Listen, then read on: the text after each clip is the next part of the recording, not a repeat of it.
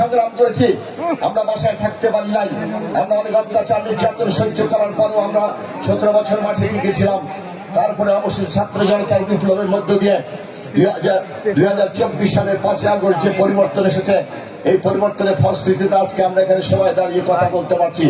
এই জন্য 2024-এর 5ই আগস্ট আন্দোলনকে কেন্দ্র করে আমার যে ছাত্র ভাইয়েরা, আমার যে জনতা জীবন দিয়েছে, আমি তাদের আত্মার মাগফিরাত কামনা করি। সম্মানিত ভাইয়েরা, আমার বক্তব্য বেশি নয়, আসুন আমরা সবাই মিলে এ দেশটাকে কিভাবে গড়া যায় সেই আহ্বান আমি রাখবো সবার কাছে। আরেকটি আহ্বান রাখতে চাই, আজকে মঞ্জু আমার ছোট ভাই বলেছে হল চাই, আমার দাবিটা আমার অন্য, ওইটাকেই আমি দাবি মনে করে বলতে চাই। যেহেতু উত্তর জনপদের অবহেলিত মানুষ আমরা অবহেলিত, আমি চাই এই হাজীদানি বিজ্ঞান প্রযুক্তি বিশ্ববিদ্যালয়কে রেসিডেন্সিয়াল বিশ্ববিদ্যালয় হিসেবে ঘোষণা করা হোক। অর্থাৎ যে ছাত্রছাত্রী ভর্তি হবে ওই দিন থেকে তার থাকার নিশ্চয়তা পাবে। এটা হচ্ছে আমার দাবি, ঠিক কিনা? সম্মানিত ভাই ও বোনেরা, আরেকটা আহ্বান আছে আপনাদের প্রতি।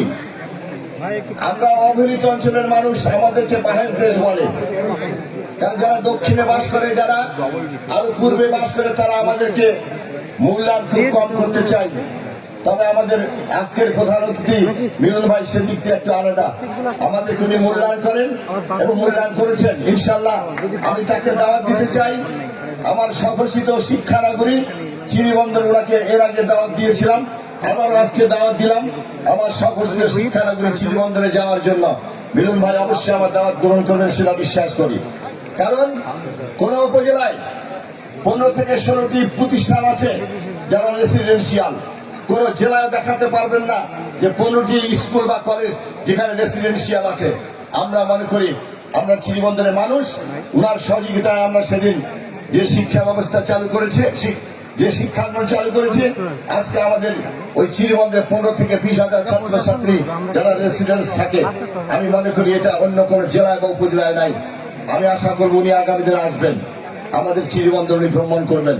আমার বাড়ি ভাঙ্গাবাড়ি, বলেছি ভাঙ্গাবাড়িতে যাব। আমার বাজার আছে, আমার নামে একটা বাজার আছে, সেটা ওরা মনে আছেন, ওই বাজারও দাওয়াত থাকলো এবং আমাদের স্কুলগুলোতেও দাওয়াত থাকলো। আরেকটি বিষয়, শেষ বিষয় বলবো আপনাদের, এখানে সারা দেশ থেকে অনেকেই এসেছেন, যারা ঢাকা থেকে এসেছেন, চিটাং থেকে এসেছেন, খুলনা যশোর থেকে শুরু করে অনেক জায়গা থেকে এসেছেন। আমাদের এই অবহেলিত জনপদের এই বিশ্ববিদ্যালয়, এই বিশ্ববিদ্যালয় পড়ে আপনারা আরো এরপরে অনেকেই অনেক বড় বড় জায়গায় যাবেন। সেদিন কিন্তু আপনারা আমাদের ভুলে যাবেন না। আপনারা সেদিন যারা আমাদের জন্য কিছু করবেন, আমাদের বিশ্ববিদ্যালয়ের জন্য কিছু করবেন, এই আশাবাদ আমি ব্যক্ত করি। সম্মানিত ভাই বোনেরা এবং আজকের যারা উপস্থিত অতিথি